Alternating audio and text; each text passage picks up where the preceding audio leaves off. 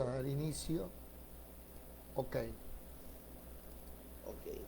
Bueno, son las 5 en punto de la madrugada del 20, 22 de septiembre de 2023. Primer libro de Reyes, capítulo 4. Vamos a comenzar a estudiar, como siempre, todas las mañanas, menos festivos, menos domingos, sábados y días de enfermito, ¿cierto? Demos inicio. Bienvenidos una vez más a la Escuela de Formación Bíblica Integral.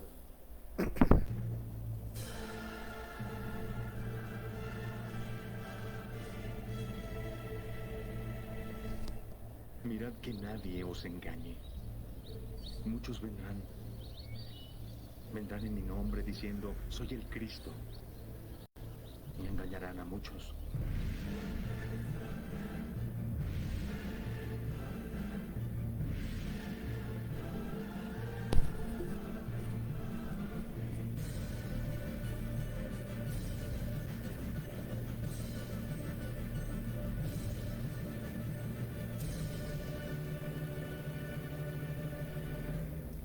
Primer libro de Reyes, capítulo 4.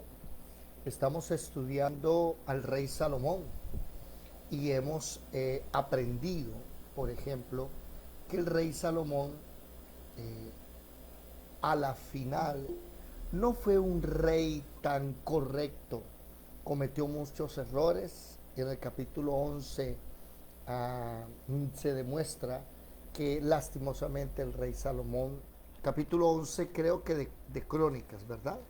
Si no estoy mal, déjenme mirar si es aquí en Reyes. Sí, es en Reyes, en Crónicas también lo habla.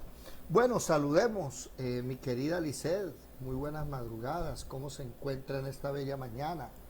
También un cordial saludo a mi hermana Marelvis, mi hermana Luz Dari, hermanos en Cristo Jesús, buenas mañanas.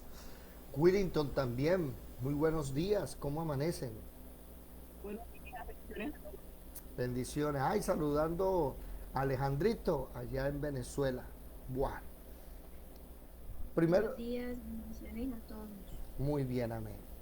Primero de Reyes, capítulo 4. ¿Alguien ya está listo para leer? Por favor, ¿alguno? ¿Sí? ¿No? ¿Sí? ¿No? Bueno, yo voy a leer entonces. Reinó pues el rey Salomón sobre todo Israel. Primero de Reyes 4.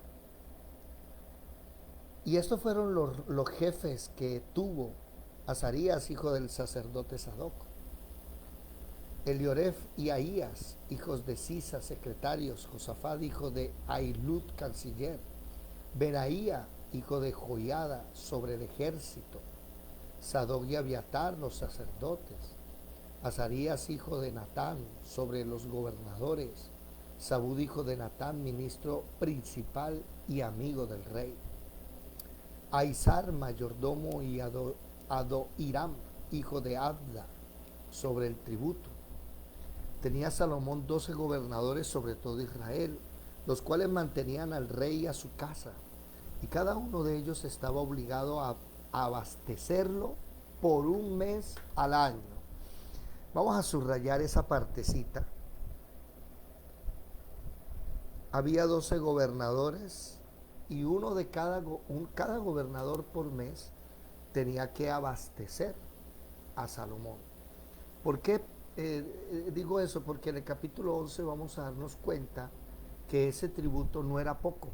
Realmente era un tributo, un impuesto tan alto que el pueblo, cuando muere Salomón, le pide a su hijo que toma el trono, Roboam, que por favor quite los impuestos que el papá les había colocado.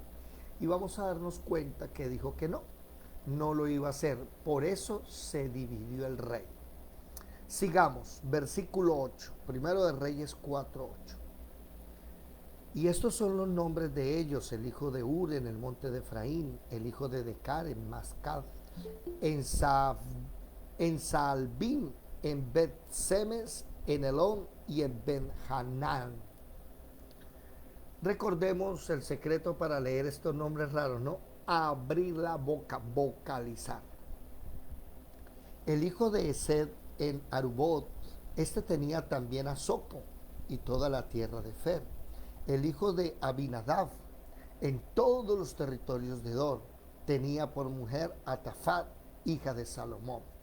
Baana, hija de Ailud, en Taanac y Megiddo, en toda Betsean, que está cerca de Zaretán, más abajo de Jezreel, desde Betsean hasta Abel-Meola y hasta el otro lado del Jobmeán.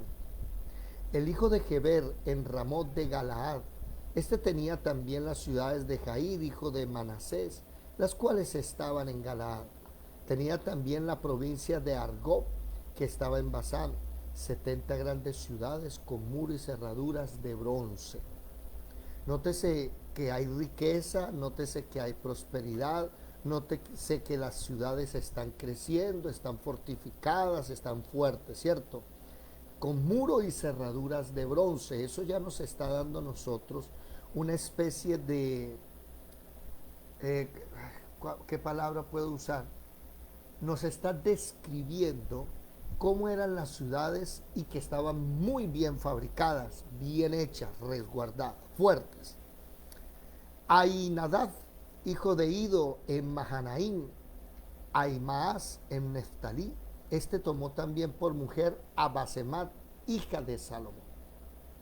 Baana, hijo de Usai, en Aser y en Alot. Josafat, hijo de Parúa, en Isaacar. Simei, hijo de Ela, en Benjamín. Geber, hijo de Uri, en la tierra de Galaad, la tierra de Sehón, rey de los amorreos, rey de Og, rey de Basán. Este era el único gobernador en aquella tierra. Judá e Israel eran, bueno, vamos a subrayar a Geber. Nótense que dice que es el único que gobierna aparte de Salomón. Salomón gobierna por toda la tierra, pero hay un rey de los amorreos. Si alguien me pregunta por qué, no lo entiendo, porque alguien recuerda, ¿alguien se acuerda cuál era la orden de Dios? ¿Quién lo recuerda? ¿Cuál era la orden que Dios había dado cuando el pueblo tomara la tierra prometida, cuando la conquistara? ¿Alguno lo recuerda? ¿Están por ahí, muchachos? No veo a ninguno. ¿Podrían prender la cámara? Todas las pertenencias cuando conquistaban las tierras. Sí, tomar todas las pertenencias, pero ¿qué tenían que hacer con el pueblo que habitaba ahí?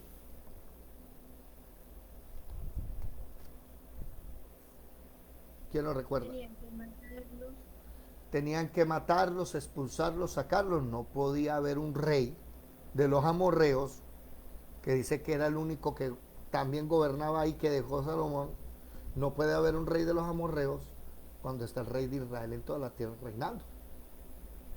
Ya eso es un error. Vamos a ver más adelante que esos errores traen problemas grandes. Judá e Israel eran muchos, como la arena que está junto al mar en multitud, comiendo, bebiendo y alegrándose. Vamos a anotar eso.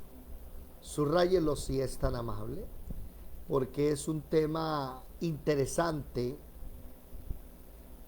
Eran bastantes, hay prosperidad en el pueblo, ¿verdad? Y Salomón señoreaba sobre todos los reinos desde el Éufrates. Interesante. Este versículo es importante. Salomón señoreaba sobre todos los reinos desde el Éufrates hasta la tierra de los filisteos y el límite con Egipto. Y traían presentes y sirvieron a Salomón todos los días que vivió. Vamos a ver un mapita aquí rápidamente para recordar. ¿Dónde están? Mapas. ¿Alguien entró? Un momento. Ok. Miremos este mapa aquí, que es la promesa que Dios le hace a Abraham, que le dice que su descendencia va a ser desde el río de Egipto, el Nilo, hasta el Éufrates. Y Salomón reinó hasta los límites de Egipto. No sé en esa época si los límites serían aquí, en esta parte, o aquí. Sé que en 1948 el límite era hasta aquí, pero creo que este límite, esto le pertenecía el Sinaí a otras personas. Entonces miren que Salomón reinaba sobre todo este lugar. El reino había crecido bastante, ¿verdad? Interesante. Sigamos leyendo. Y la provisión de Salomón para cada día era de 30 coros de flor de harina, 70 coros de harina, 10 bueyes gordos, 20 bueyes de pasto, 100 ovejas, sin los ciervos, gacelas, corzos y aves gordas. Porque él señoreaba en toda la región al oeste del Éufrates, desde Tifsa hasta Gaza, sobre todos los reyes al oeste del Éufrates, y tuvo paz. Subrayenlo, por favor. Salomón tuvo paz por todos lados alrededor. ¿Recuerdan la clase pasada que les decía a ustedes que Salomón nunca tuvo guerra? Que una persona diga que Salomón tuvo una espada, eso es falso, es mentira. ¿Sí? Salomón no tenía espada. Sigamos, versículo 25. Y Judá e Israel vivían seguros,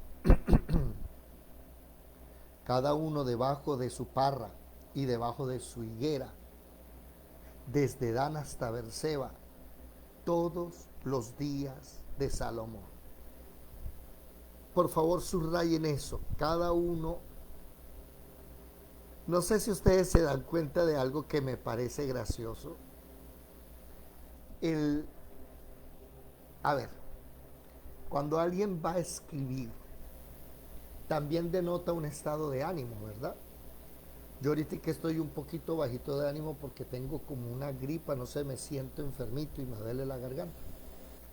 Pero los estados de ánimo se reflejan en los escritos, en las grabaciones. Y aquí hay un estado de ánimo que me llama la atención, que la prosperidad es tanta que utiliza una figura literaria, dice cada uno debajo de su parra y debajo de su higuera. Alguien que no entienda o no sepa leer, enseguida va a decir que las higueras eran grandísimas y ellos vivían debajo de ellas. No, eso no está diciendo. Es una figura literaria para denotar que habían cultivos, que había prosperidad, que cada uno tenía su parra montés, que cada uno tenía su higuera, que había una denotación de tranquilidad. Por eso dice que gobernaba con paz, ¿sí? Todos los días de su vida, Salomón estuvo tranquilo. Aquí hay algo que tengo que profundizar. Y es que iniciando, me di cuenta enseguida en el versículo 2. Estos fueron los jefes que tuvo Salomón. Azarías, hijo del sacerdote, ¿qué? Sadoc. ¿Recuerdan ustedes a un sacerdote llamado Abiatar? Vamos a buscarlo, ¿dónde está? ¿En el capítulo 2 o en el capítulo 1? Mientras él aún hablaba, aquí vino Jonatán, el hijo del sacerdote, que dijo, entra porque tú eres hombre. Sí, Abiatar. ¿Sí? Nótese que Abiatar traicionó a David. Sadoc no. Y Dios tuvo misericordia del hijo de Abiatar, pero de ¿cómo se llama? De Abiatar no tuvo misericordia. Es que estoy buscando qué le pasó a Abiatar. Creo que eso está en el capítulo 2. Ayúdeme a alguien, por favor. Dijo, yo te ruego que hables al rey. No, esto es el hermano que pide la mujer. Adonías murió. Joab también murió. Versículo 27 del segundo capítulo. ¿Alguien lo puede leer? ¿Quién es tan amable y me ayuda a leer la palabra, por favor? Primero de Reyes 2:27. Así echó Salomón a Abiatar del sacerdocio de Jehová, para que se cumpliese la palabra de Jehová que había dicho sobre la casa de Elí en Silo. Esta promesa es de 40 años atrás, antes de que David fuese rey. No más de 40, casi 70 años, 80 años atrás. Dios había prometido en el primer libro de Samuel que Elí y su casa iban a desaparecer como sacerdotes. Vamos a buscarlo un momentico para relacionar los dos versículos, ¿les parece? Abiatar era descendiente de Elí. A ver, eso debe estar en el primer libro de Samuel, capítulo 2. El pecado de los hijos de Elí. A ver. El joven Samuel iba creciendo delante de Dios y un varón de Dios le dijo: por mi sacerdote tutelativo, por tanto Jehová Israel, yo había, capítulo 2, versículo 30, yo había dicho que tu casa, le está hablando,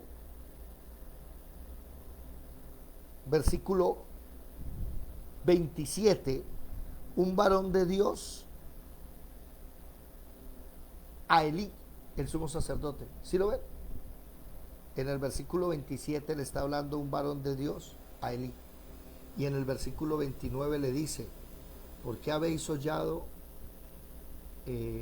mis sacrificios, mis ofrendas que yo te mandé? Versículo 30. Por tanto, Jehová, el Dios de Israel, dice: yo había dicho que tu casa y la casa de tu padre andarían delante de mí perpetuamente. Esa partecita. ¿Y por qué digo esto? Porque hay movimientos y doctrinas que enseñan que Dios, oído, cuando Dios dice algo, Él no se echa para atrás. ¿Usted ha escuchado gente diciendo eso? Que cuando Dios dice algo, Él no se echa para atrás. Un momento. Sí, eso es cierto, siempre y cuando Él no haya dicho antes que había una condición. Ojo, Dios no se echa para atrás siempre y cuando Él no haya puesto una condición. La condición con Elí, ¿cuál era? Camine recto, no con Elí, con Aarón, un antepasado 500 años antes, atrás de Elí. Le había dicho Dios a Aarón: tú vas a ser el sacerdote y tus hijos, tu descendencia lo será si caminan derecho. Por eso aquí en el primer libro de Samuel, capítulo 2, versículo 30, ¿sí? Dios le dice: oiga, yo te prometí que si ustedes caminaban derecho, iban a ser el sumo sacerdote. Entonces, versículo 31, he aquí vienen días en que cortaré tu brazo y el brazo de la casa de tu padre. Subrayen todos esos versículos y relaciónenlos con Abiatar. Mire que no había caído en cuenta, se había pasado por ahí. Y verás tu casa humillada mientras Dios colma de bienes a Israel, y en ningún tiempo habrá anciano en tu palabra. Aquí, oído, subrayen el versículo 30, 31, 32 del primer libro de Samuel, capítulo 2, y ahí en el versículo 32 escríbanle, ¿cuál es? Primero de Reyes 2:27. Espérese que es que tengo un lapicero aquí de color y no me gusta ese color. Pero bueno, no tengo a mano más. Primero de Reyes 2:27. ¿Cuál era la profecía? Verás tu casa humillada mientras Dios colma de bienes a Israel, y en ningún tiempo habrá anciano en tu casa. Abiatar, según el capítulo 27, así echó Salomón a Abiatar del sacerdocio de Jehová, primero de Reyes 2:27, para que se cumpliese la palabra de Jehová que había dicho sobre la casa de David en Silo. La profecía se cumplió. Póngale cuidado. ¿Cuántos años reinó Saúl? ¿40? ¿Cuántos años reinó Saúl? 42 años. ¿Sí? Anoten ahí. Primero de Samuel 13:1. Primero de Samuel 13:1. Voy a buscarlo. Había ya reinado Saúl un año cuando hubo reinado 2 años sobre Israel.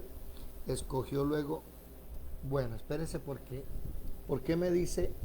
Saúl tenía 30 años cuando comenzó y su reinado. 13:1. Primero de Samuel 13:1. Saúl tenía 30 años.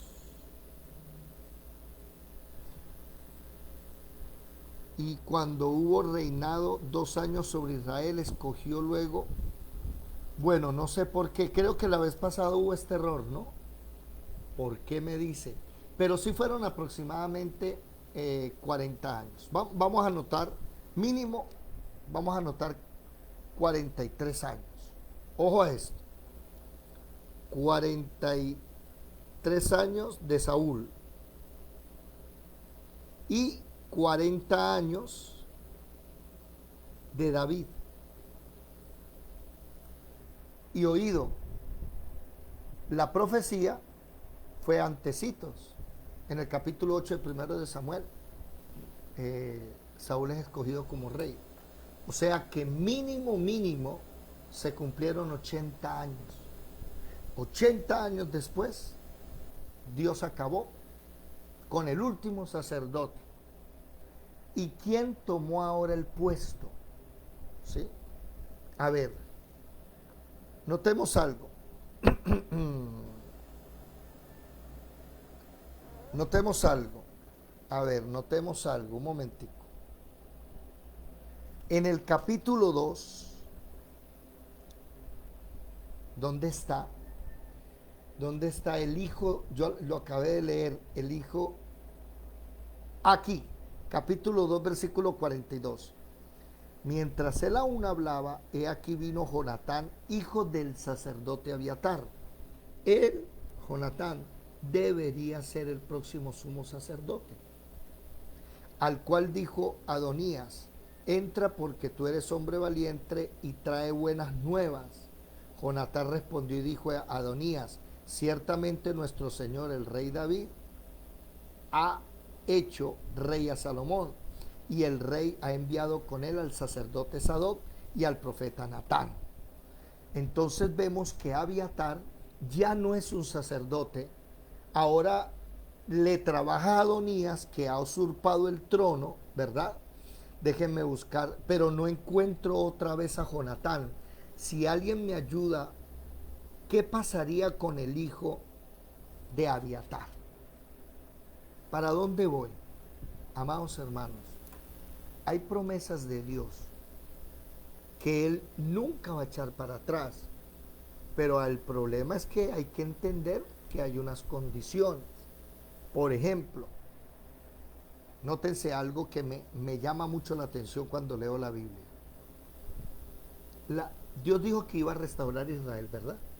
Y que Israel iba a ser una nación para siempre. Hoy, 2023, 10 tribus de las 12 están desaparecidas. Pero está la promesa de que van a volver a aparecer, ¿verdad? Ahora, cuando usted lee Apocalipsis capítulo 7, váyanse a Apocalipsis capítulo 7. Cuando usted lee Apocalipsis capítulo 7, usted lee el listado de las tribus que van a restaurarse. En el versículo 5, 12,000 de Judá, 12,000 de Rubén, 12,000 de Gad, 12,000 de Aser, 12,000 de Neftalí, 12,000 de Manasés, 12,000 de Simeón, 12,000 de Leví, 12,000 de Isaacar, de Zabulón, de José, de Benjamín. Ahí usted cuenta las 12 tribus de Israel, ¿verdad? Pero hay un problema. ¿Quién sabe cuál es ese problema?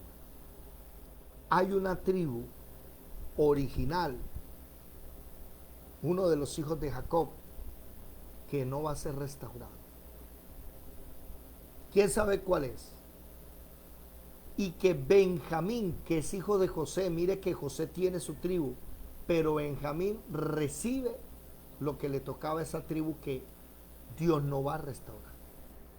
¿Alguien sabe cuál es esa tribu? Y es una tribu que trae una maldición desde Génesis capítulo 49. Váyanse para Génesis capítulo 49. ¿Quién se dio cuenta cuál es la tribu que no va a ser restaurada? ¿Alguno?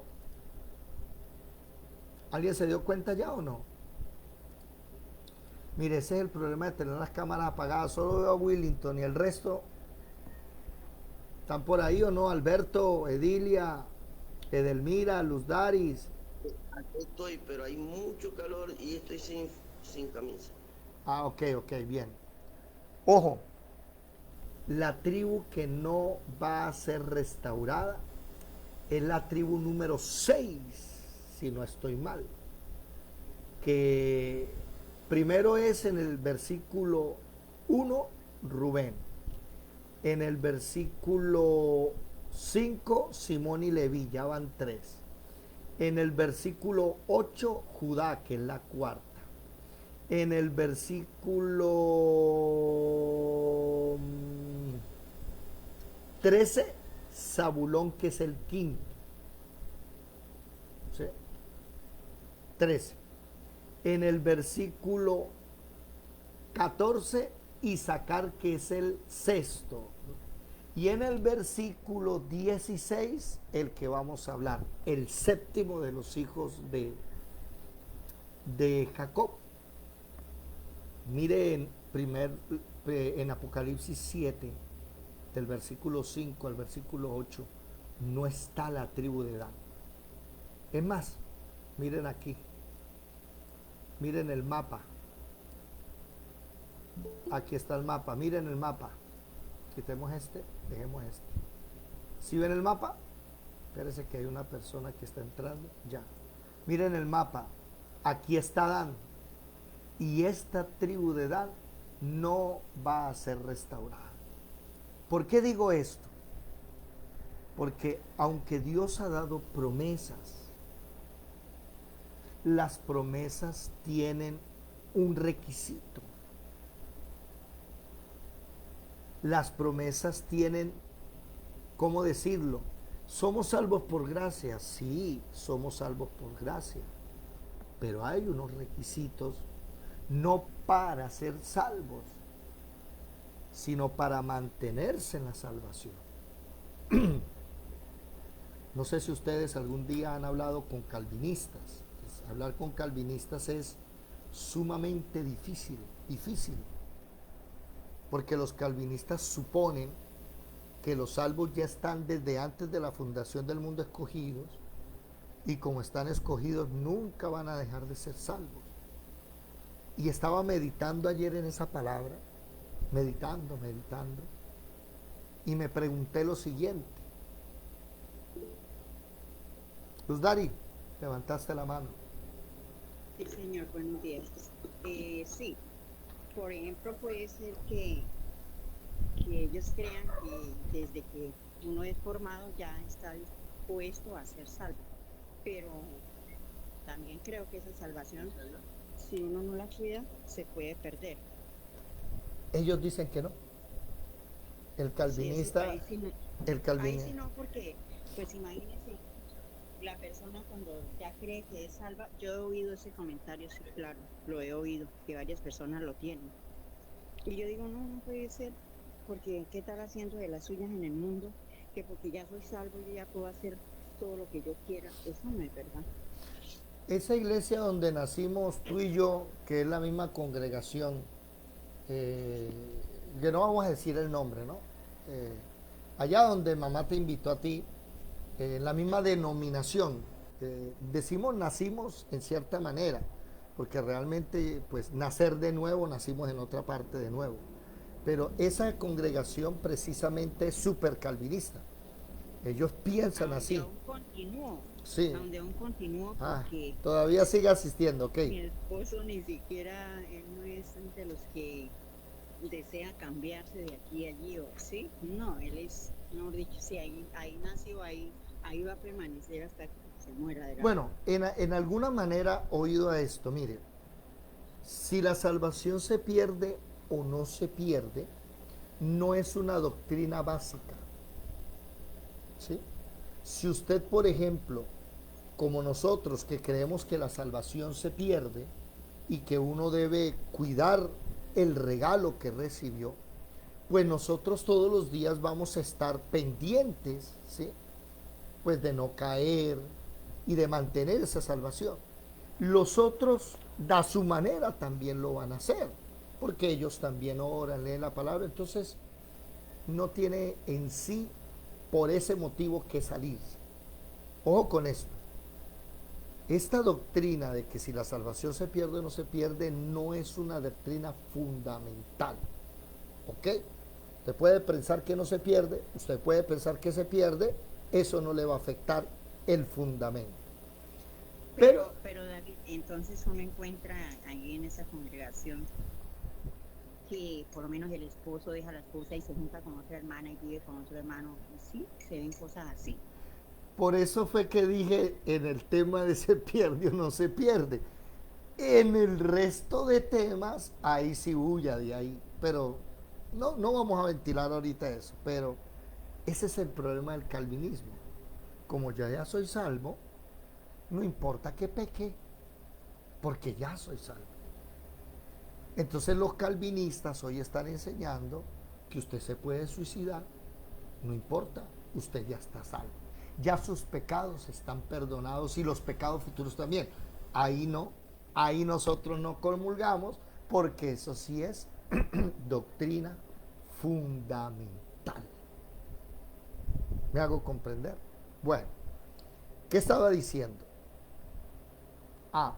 Ayer que estaba meditando sobre ese cómo hablar con los calvinistas, se me vino a la mente el texto donde nos dice Pedro, cuidado, que el diablo anda como león rugiente buscando a quien devorar. ¿Verdad? Entonces mi pregunta a los calvinistas es, a ver, ¿el diablo puede devorar a un cristiano? El calvinista te va a decir que es imposible. ¿Y entonces por qué Pablo escribió eso? ¿Por qué Pedro dice que el diablo anda como león rugiente y hay que resistirlo, buscando a quien devorar? Entonces, si se lo devora el cristiano que está flojo, que está caminando mal, que no ora, que no lee, que no se congrega, entonces, ¿qué? ¿Se lo devoró y sigue siendo salvo? Ese es un tema para preguntarle a los calvinistas cuando hablemos con ellos. Bueno, volviendo al texto ya original que nos compete hoy, Primero de Reyes, capítulo 5. Nótese cómo aquí vemos que se cumplió. ¿Cuál era el texto exacto? Para que se cumpliese. ¿Cuál era el texto de se cumplió? Ya lo voy a buscar. Primero de Reyes 2, 5, 6. Sí, ya lo anotamos en el capítulo 2, versículos 5, 6. Ahora vemos cómo en lugar de Abiatar ya cambió el sumo sacerdocio. Oído, ya de aquí en adelante es un error. El sacerdocio verdadero se acaba. Vamos a darnos cuenta, y ayer meditaba eso, ya me acuerdo algo que meditaba también. Vamos a darnos cuenta que Salomón en el capítulo 6 edifica el templo. Y vamos a leer cosas que no nos van a gustar. Y los judíos durante años se sintieron orgullosos de su templo. ¿Se acuerdan que iban con Jesús y le dijeron, mire Señor Jesús, el templo de Salomón, la majestuosidad? Y Jesús les dijo, no va a quedar piedra sobre piedra. Pero ¿cuál es el problema? Vámonos un momentico a era carta de Corintios, capítulo 7. Primera de Corintios 7, versículo 48, no, 48 no hay. Yo dije Primera de Corintios, ¿cierto? No, es Hechos. Vea, ando enamorado, qué pena con ustedes. Hechos capítulo 7, Esteban. Yo sí dije, ¿cuál? ¿Por qué no tiene 48 si es el 48? ¿Sí? Versículo 47 y 48 y 40 y del 47 al 50. Alguien que me ayude a leer, si es tan amable, no me dejen solo. Nadie me está ayudando a leer. Hechos capítulo 7, versículo 47. Mas Salomón le edificó casa. Si bien el Altísimo no habita en templos hechos de mano, como dice el profeta, el cielo es mi trono y la tierra el estrado de mis pies. ¿Qué casa me edificaréis, dice el Señor? ¿O cuál es el lugar de mi reposo? ¿No hizo mis manos todas estas cosas, o sea, el mundo? Duros de cerviz, incircuncisos de corazón y de oídos, vosotros resistís siempre al Espíritu Santo. ¿Como quién? Como los que edificaron el templo, como sus padres. ¿Sabe qué me doy cuenta aquí? Que aunque Salomón hace un templo hermoso, esa no es la voluntad real de Dios. Y Dios acepta ese regalo. Y Dios, dice la Biblia, que la chequina de Jehová reposó sobre el templo. Pero ¿cuál es el problema? Que usted cuando lee en Ezequiel, dice Cabot. ¿Sabe qué significa esa palabra? La gloria de Jehová se fue. Se acabó todo. Entonces, vemos unas promesas. Por ejemplo, la promesa que le dice Dios a Israel, si se humillare mi pueblo sobre el cual mi nombre es invocado, y oraren, y les dice, y dicen varios textos, vengan a este lugar que hizo Salomón y oren y búsquenme de todo corazón y yo los voy a oír. Sí, eso es una promesa, pero esa promesa tiene una condición. ¿Cuál es la condición? Caminen derecho conmigo y yo los bendigo. ¿Estamos caminando derecho?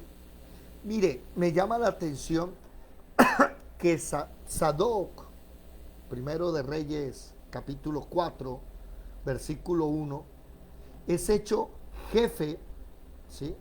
No, el hijo, perdón, es hecho jefe de los sacerdotes. Ustedes se dan cuenta entonces que nuestros hijos se ven bendecidos por lo que nosotros hacemos. Pero el hecho de que lo que yo haga va a, ¿cómo se dice?, a beneficiar a mi hijo, no quiere decir que si mi hijo se tuerce, entonces Dios se lo va a aguantar. Más adelante vamos a darnos cuenta que Salomón se torció. Salomón terminó en apostasía. Y Dios, como él no tenía el corazón recto para Dios, Dios le dice, voy a romper el reino, pero por amor a tu padre no lo voy a hacer cuando tú estés vivo, sino que ahora tu hijo es el que va a pagar los platos rotos. Ahora, las maldiciones generacionales hoy ya no existen. Recuerden ustedes Ezequiel 18, siempre que hablen de maldiciones generacionales. Ezequiel 18, vamos a buscarlo un momento, por favor. Ezequiel 18.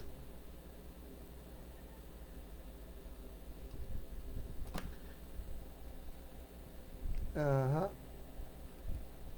Versículo 20. Entonces, hay personas que hablan de las maldiciones generacionales hoy, que están en la Biblia. Sí, sí están en la Biblia, pero ya no se aplican para hoy. ¿Por qué? Precisamente el versículo 20 de Ezequiel 10, capítulo 18, versículo 20, dice: mas el impío, si se apartare de todos sus pecados y guardare todos mis estatutos e hiciere según el derecho y la justicia, de cierto vivirá, no morirá. Versículo 20. El alma que pecare, esa morirá. El hijo no llevará el pecado del padre, ni el padre llevará el pecado del hijo. La justicia del justo será sobre él, y la impiedad del impío sobre él. El que peque va a morir, el impío es el que muere. Las maldiciones generacionales en Cristo Jesús ya no existen, porque cuando usted está en Cristo Jesús, nueva criatura es. Las cosas viejas, ¿qué? Segunda de Corintios 7, 17. De modo que si alguno está en Cristo, nueva criatura es. Las cosas viejas pasaron, he aquí todas son hechas nuevas. Ahora, usted, mi amado hermano, ya sus hijos no van a pagar sus maldiciones. Cada hijo nuestro, los errores que cometerá, pues los tendrá que lidiar con el Señor. Pero las bendiciones que usted haga, sus hijos sí la van a recoger. Nótese, siempre me parece curioso Hebreos capítulo 7, ¿sí? Hebreos capítulo 7, versículo 9, versículo 12 creo, no, 9 por ahí. Hebreos 7, hablando de Salomón, de Salomón no, de Abraham. Versículo 9 dice: y por decir así, en Abraham pagó el diezmo también Leví, que recibió los diezmos, porque aún estaba en los lomos de su padre cuando Melquisedec le salió al encuentro. Nótese que cuando Melquisedec, ¿sí?, habla con Abraham en el capítulo 14 de Génesis, Isaac no había nacido. ¿Y ahí de quién nos habla? Nos habla de alguien llamado Leví. ¿Quién es Leví? Leví es el bisnieto de Abraham. Abraham tuvo Isaac. Isaac tuvo a Jacob. Jacob es nieto de Abraham. Y Jacob tuvo 12 hijos. El tercero de ellos, Leví. Y entonces, ¿qué está diciendo? Que Abraham, aunque no ha nacido Isaac, aunque no ha nacido Jacob, y ni siquiera idea de Leví, Abraham estaba pagando el diezmo por sus bisnietos. Las maldiciones ya no se aplican, pero las bendiciones sí. Por eso, si usted logra caminar con el Señor y hacer que sus hijos caminen con el Señor, usted verá a sus nietos bendecidos. Pero esa bendición está ligada a un compromiso: que sus nietos caminen rectos para que sus bisnietos también sean bendecidos. ¿Estamos claros ahí? Y aquí en el capítulo 4 debemos entender que Salomón tiene paz todos los días. Los reyes le traen tributos, les traen regalos, pero eso no es por lo que hizo Salomón, sino por lo que hizo David, su padre. ¿Estamos caminando derecho, mis amados hermanos? ¿Estamos cada día cambiando? Perdón. ¿Estamos aprendiendo? ¿Estamos cada uno de nosotros haciendo lo que Dios dice? Ahora, tus hijos están caminando, les estás enseñando la palabra a ellos, les está diciendo cómo tienen que hacer las cosas. Nótese que Abraham, cuando Dios va a destruir Sodoma y Gomorra, Dios dice, le voy a encubrir yo a Abraham lo que voy a hacer, sabiendo que él mandará a sus hijos y a su casa que guarden mis decretos y estatutos. ¿Por qué Dios bendecía a Abraham? ¿Porque qué?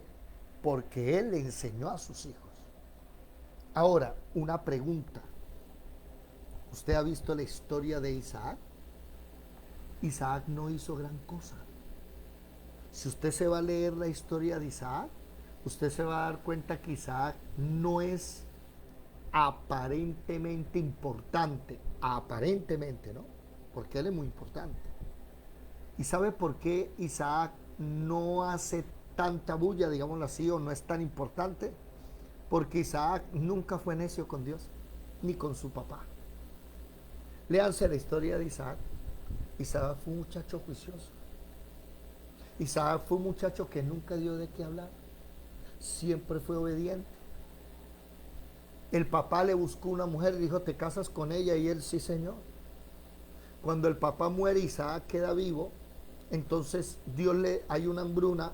Isaac iba a hacer lo mismo que su papá, irse a Egipto. Y Dios le dijo, no, quédate aquí que yo te mantengo. ¿Y sabe qué hizo Isaac? Ah, listo, me quedo.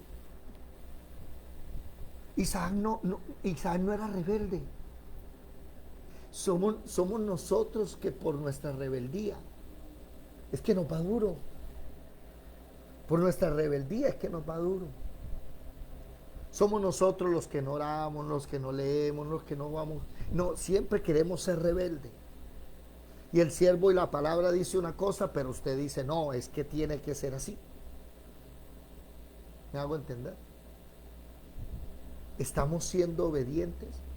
Siempre me ha llamado la atención de Isaac. Él fue un muchacho juicioso, comprometido, caminaba con Dios, nunca dejó la cultura de su papá. Y en esto que hablamos hace 2 noches, el miércoles, de la cultura woke, me llamó la atención eso, cómo están cambiando la cultura hoy a los jóvenes. Hoy tenemos un papá y una mamá, ¿sí?, que se matan por sacar unos hijos adelante, por darle un estudio, una universidad. ¿Para qué? Para que cuando usted sea viejo esté viviendo solo porque su hijo o su hija se largó lejos. Entonces los chicos medio aprenden algo, estudian una carrera y enseguida, ¿qué dicen? Me tengo que ir al exterior a vivir mejor. Alberto levantó la mano. Sí, profe. Sí, señor. Espera un momento. Profe, es lo siguiente, para que tenga en cuenta por ahí un datico que me encontré por internet. Hay un hombre transgénero, según él chica, y va a ser la primera persona que va a lograr hacerse un implante de ovario. Sí. El objetivo no es solo ser la primera persona en el implante. Ella dice que va a ser embarazada. Él dice que va a ser embarazada. Por eso, él dice que va a ser el primer hombre embarazado, pero su objetivo no termina allí. Sí. El deseo es ser el primer hombre con trasplante de ovario embarazado que aborta. Su objetivo es abortar. Sí. Sí, yo lo vi hace unos días, me pareció aberrante, ¿no? Mire, el deseo que tiene es aberrante. Ahora, vaya y usted hable mal de esa persona, que está loca, esa persona está loca. Y usted puede ir a la cárcel, porque ahora la ley quiere obligarte a pensar. Están cambiando la cultura. Yo no sé, creo que no tiene neuronas, esa persona debe tener aserrín en la cabeza. Ser la primera persona en lograr embarazarse, un hombre, embarazarse, pero para abortar. Y me llama la atención. Dentro de 100 años sigue siendo un hombre. Y cuando muera y los huesos se los encuentren en 100 años, no van a decir es un transexual, es un transgénero, no. van a decir, era un hombre. Luz Dari. Pero David será el primero que, eso no es el primero, o sea, bueno, el primero que sacan en la noticia, ¿no? Porque si uno se pone a mirar, yo he visto comentarios, o sea, publicaciones que sacan de Europa, por allá de esas naciones, donde en las nevera que se respete, hay un feto para comer.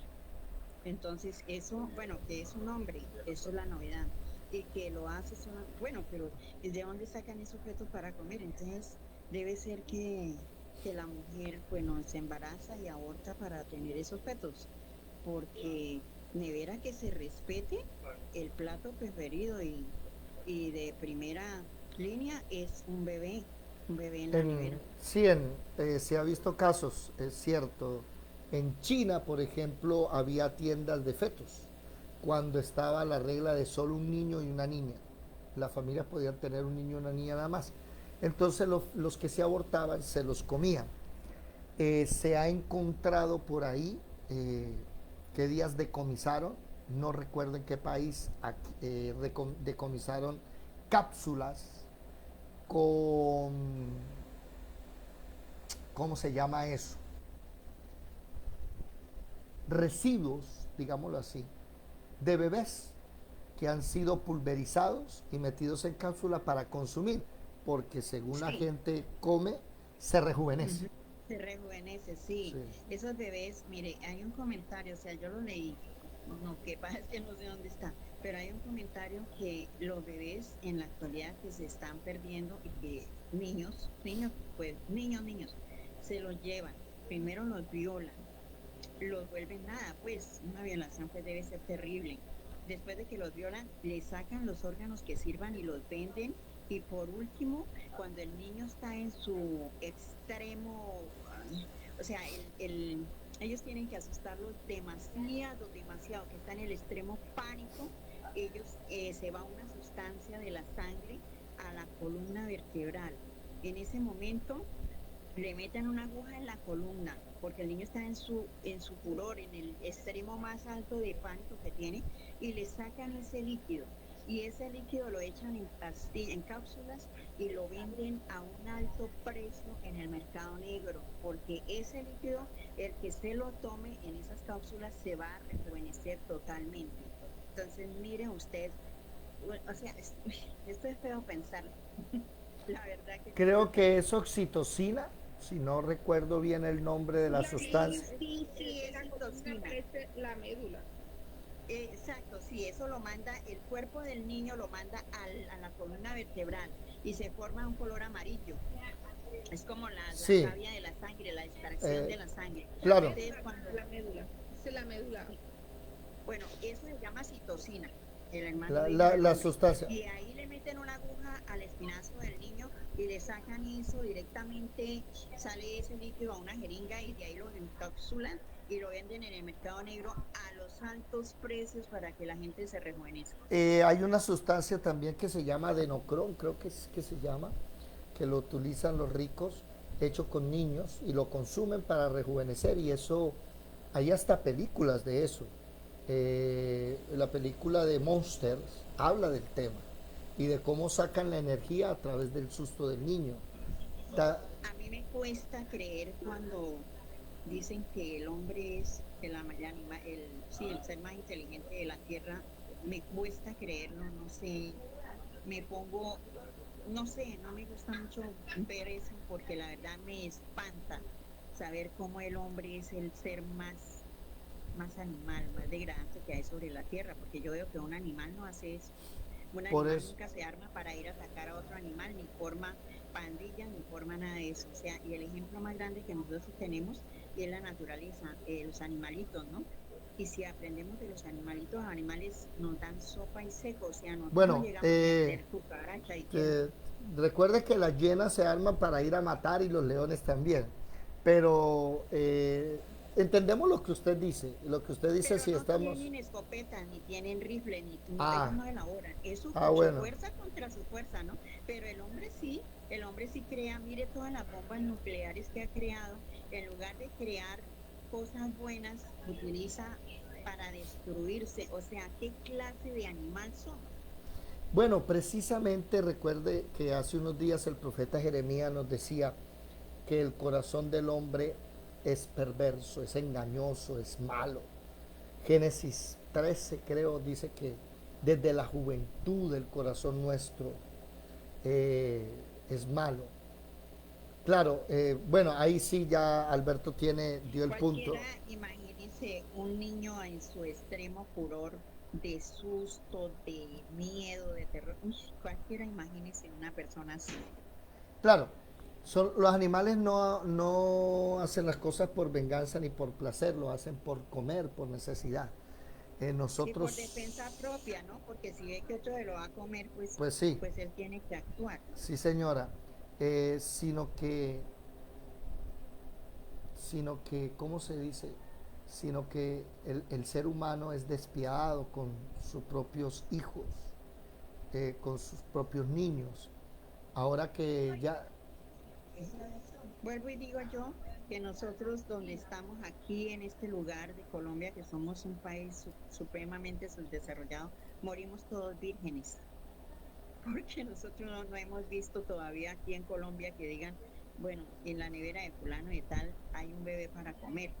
Y muchas cosas que si uno se pone a mirar alrededor todo lo que pasa, nosotros morimos vírgenes. Muy bien, vamos entonces a terminar primero de Reyes 4, versículo 26. Además de esto, Salomón tenía 40,000 caballos en sus caballerizas para sus carros y 12,000 jinetes. Y estos gobernadores mantenían al rey Salomón y a todos los que a la mesa del rey venían, a cada uno un mes, y hacían que nada faltase. Hacían también traer cebada y paja para los caballos y para las bestias de carga, y lugar donde él estaba, y para al lugar donde él estaba, cada uno conforme al turno que tenía. Y dio Dios a Salomón sabiduría y prudencia muy grandes, y anchura de corazón como la arena que está a la orilla del mar. Era mayor la sabiduría de Salomón que la de todos los orientales y que toda la sabiduría de los egipcios. Aún fue más sabio que todos los hombres, más que Fan Esraíta, y que Emán Calcol y Darda, hijos de Mahol, y fue conocido entre todas las naciones de alrededor. Y compuso 3,000 proverbios, y sus cantares fueron 1,005. También disertó sobre este es el que estaba buscando yo qué días. Él disertó sobre los árboles, desde el cedro del Líbano hasta el hisopo que nace en la pared. ¿Qué dice eso? O sea, estudió, investigó, ¿sí? Asimismo, disertó sobre los animales, sobre las aves, sobre los reptiles, sobre los peces. O sea, se puso a estudiar, a investigar. La zootecnia, creo que se llama eso. La botánica. ¿Sí? Y para oír la sabiduría de Salomón venía de todos los pueblos y de todos los reyes de la tierra, a donde había llegado la fama de Salomón. Lastimosamente, su fama, ¿sí? Vamos a leer después, se engrandeció tanto que se envaneció. Y ayer estábamos leyendo, aprendiendo antes de ayer, que lastimosamente, hermanos, puede ser que seamos salvos, sí, ya somos salvos.